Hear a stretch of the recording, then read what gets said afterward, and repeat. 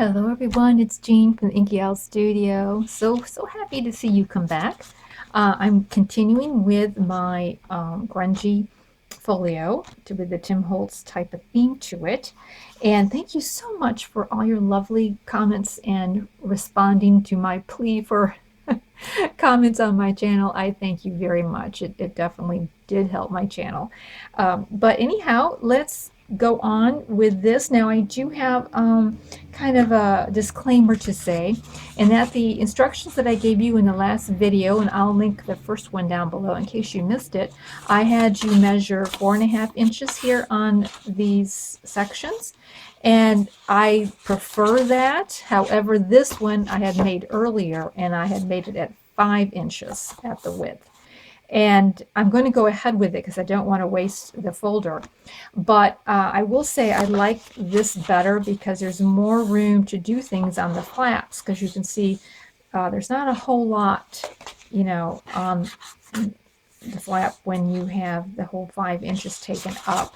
So that's why this is going to look perhaps a little different than the one that I demoed. But they both work, so it doesn't matter. It's just all a preference, really, how you want it to go and everything. So, yeah, it's. I don't think it's a big deal. Let me put a little bit more light in here. Maybe starting to get cloudy out. Okay. So what I went ahead and did then was I made the panels that I'm going to eventually put into the base all around the two on these large sections, and I went ahead and made ones for the flaps and everything. So I made them all. I just traced around this as a template, and you know, sized it up the way I wanted it to make the flat paper. And I sewed around them, and you don't have to sew, of course, and it's just for decorative. And I started to glue this one in, and I thought, you know what, I think I better wait until I go to each section and see what exactly I'm going to be doing, what kind of flaps and pockets and stuff I'm going to be doing, because I perhaps will want to put something behind that base and work with it that way. So that's what I've done. I've just prepared them ahead of time. Now you probably aren't going to see too much of the background anyways, so I'm kind of using, you know, boring paper for that. And because we're going to be working with that and covering up with pockets and all that kind of stuff. So that's what I chose for that. Now these here are decorative because these you are going to see. And then the front one was, well, I don't have it in front of me, but the front one was decorative as well, because we'll be seeing more of those. Okay, so that was my thought process behind that. Now, for this particular area, I'm going to be doing a double flip, and one of them is going to have an envelope in it. And I thought something crunchy in here would be nice. And this has, of course, been tea stained and everything. And when you tea stain, usually the flaps come out, which is good. I like that because it kind of gives you the option of either gluing them down or using them. And also, I have this paper. Now, this paper is from the Pink Monarch. I really like this particular. It's from the Magnolia Lane, I believe. I really felt like it gave it a little bit of color, because working with Tim Holtz, of course, you can get very much of a monotone, but you know, that might be what you want to do. But I kind of like it. And there was another sheet. There's a couple more sheets in there that I'm going to probably be using.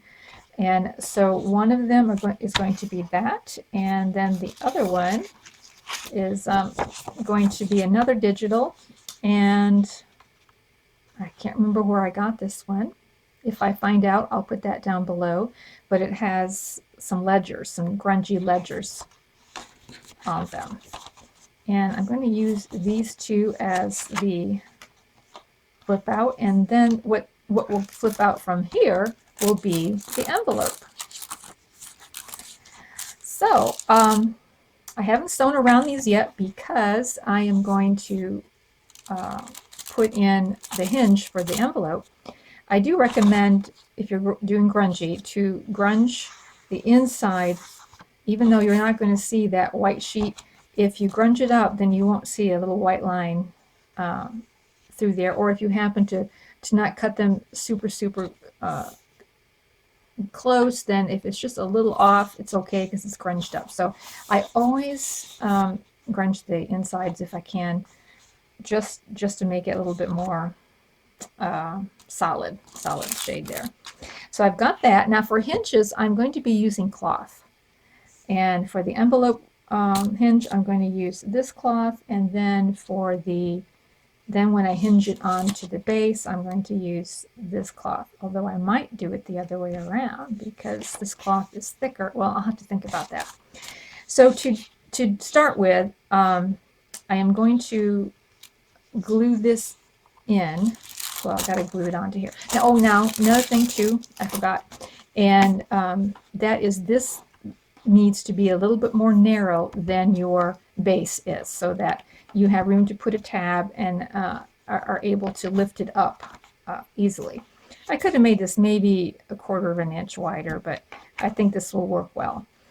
And so that needs, and then the envelope that is going, or any kind of a flip that you're going to flip out from here, needs to be a little bit more narrow than that. And that way, as you fold them together, they just will fold, the hinges will just have more freedom and room to move around. Okie doke. Now I'm entering the envelope from here, the pocket on this envelope.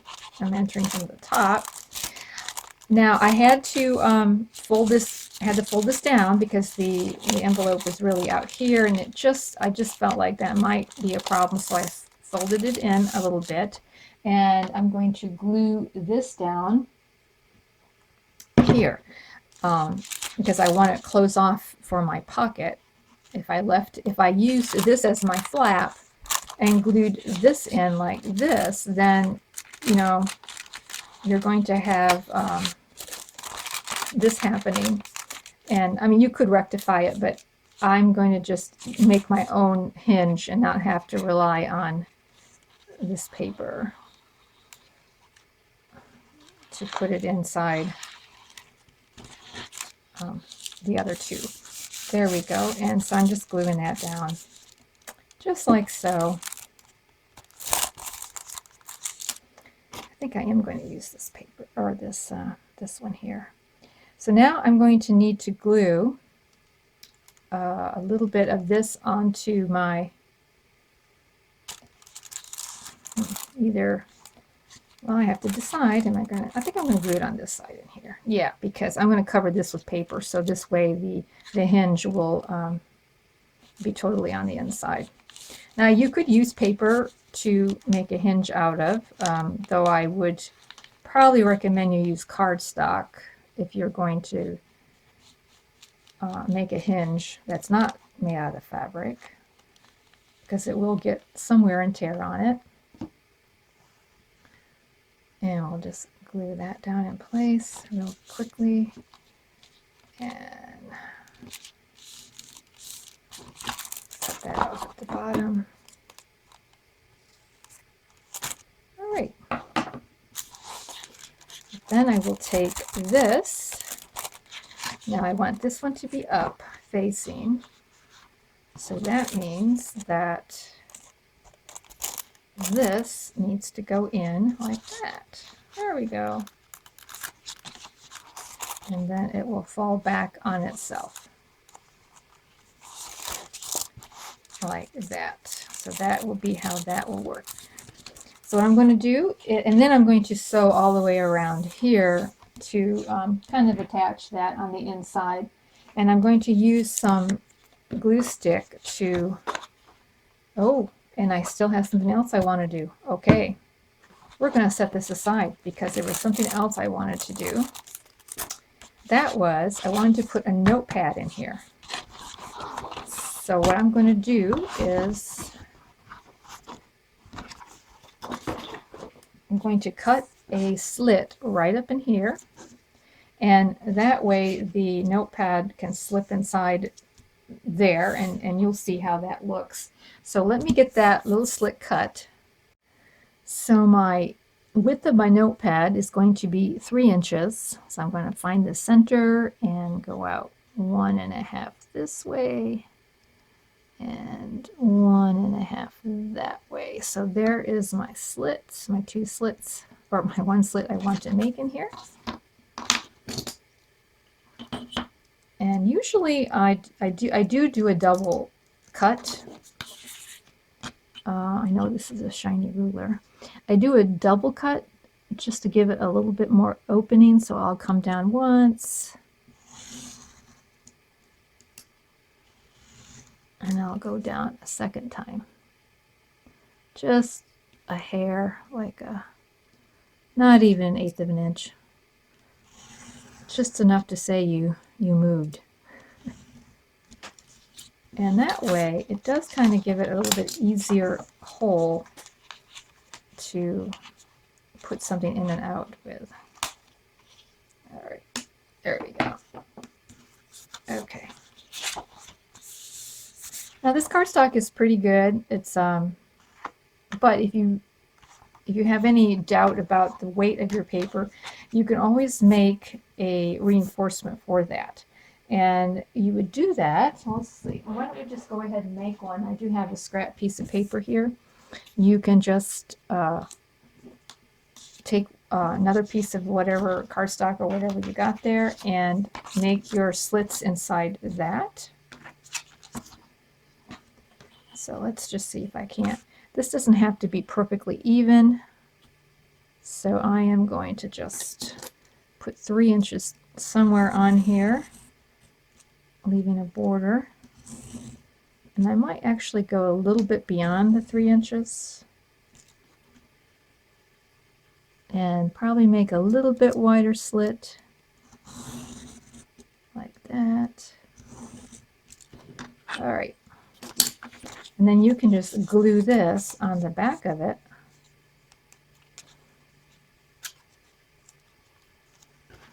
Sometimes this can be real decorative for the front as well. You can round the edges and just put it there on the front. It can be decorative for that too. But then this can just be glued then to that slit. And then you have some reinforcement. So I think I'll go ahead and glue that down since I cut one. May as well do it, right? Get it done. You want to put some glue up along that slit there so you don't catch it every time you put stuff in and out. And we'll just glue it over that hole. And even though it may be a little bit wider than what you have down there, it's okay because it still will give it some strength there when you go in and out. All right, that's done. And now I think I am ready. Oh, let me test out that hole. It's always a good idea to test things out, right? So, well, yeah, it fits. It is a little snug. Oh, I think it'll work. It'll work. It'll be good. Yay. Now that part's done. So now we're ready to build this up with the papers. Let's see. Yeah, here we go. I want this to be on top. And I want this to be on the inside of this one like that. So I'm going to take some glue. Now you'll want to glue,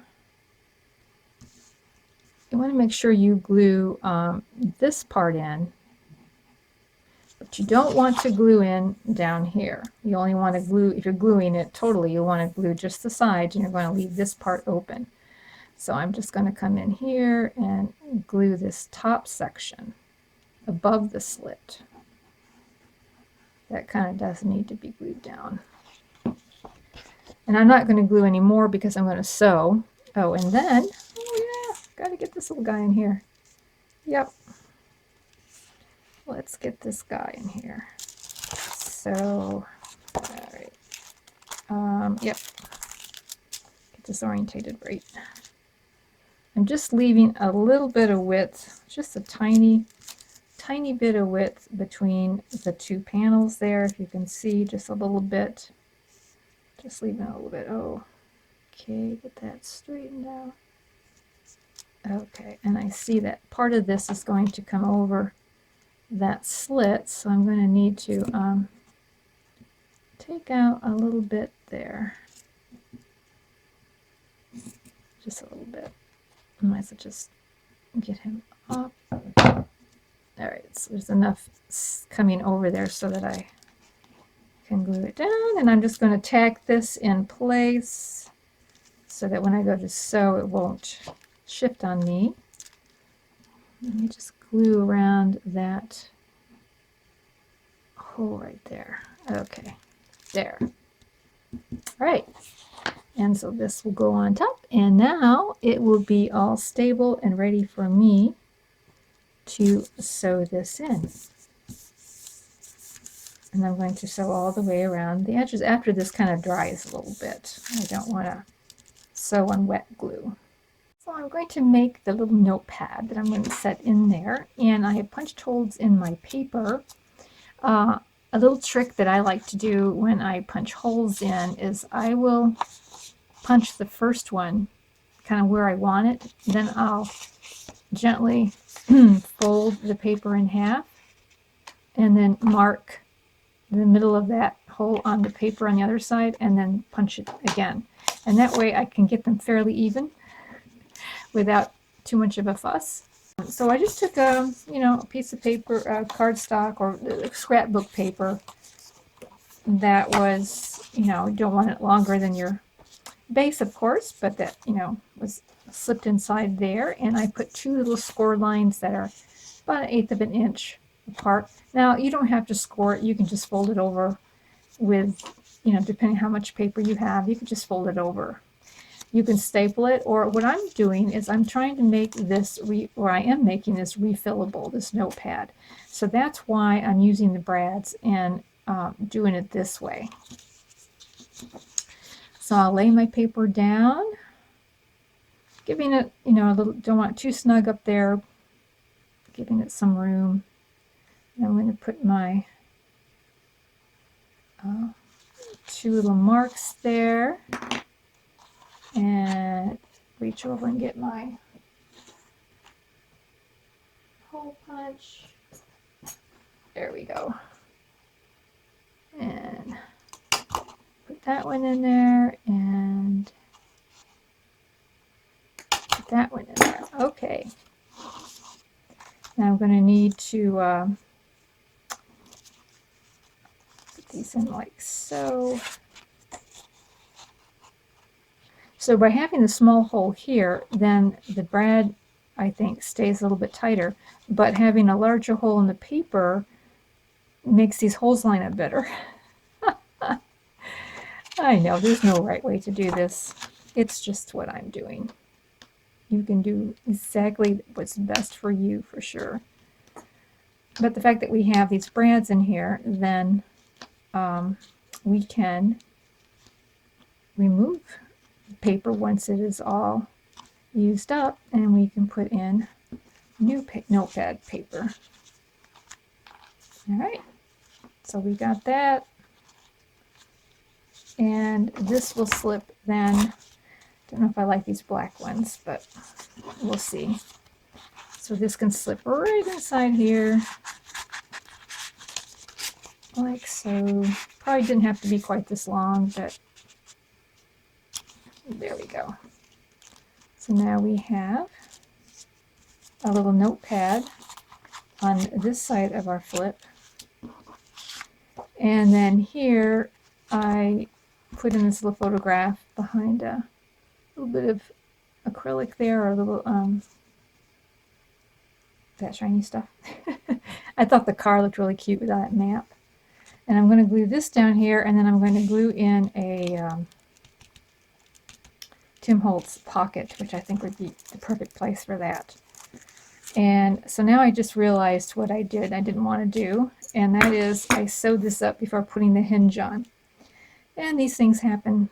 It'll be all right. I will just have to glue it on the outside, but I probably should have waited and sewed this into this flap. But it's all right. I think it's pretty fabric. This way you can see it. So I'll just glue it on the outside. There, let me take this out while I'm working on it. These things, I think the most challenging part is the planning ahead. You know, once you got your plan, it's not so difficult to execute them, but just making sure it's how you want it to be. All right, it doesn't look so bad. I think it'll look fine. And then this part, and I'm not going to glue it in now because I want this to be totally dry so it doesn't shift on me. But I am going to then glue this. Oops, I'm sorry. Sorry about that. I'm going to glue this right inside there. So I'll come up making sure I leave some room there between the fold. Leave about 1/8 of an inch of room. And I'll probably hold it down like that. And then I'll come back in here and I'll glue this down inside there, so that eventually when I put down my panel, here it is, when I put my panel down, then that will be underneath the panel. And it will look like this. Well, actually, this is going to be on the inside. Be like this, and it'll fold out, and this will flip out. So that is how it's going to work. All right.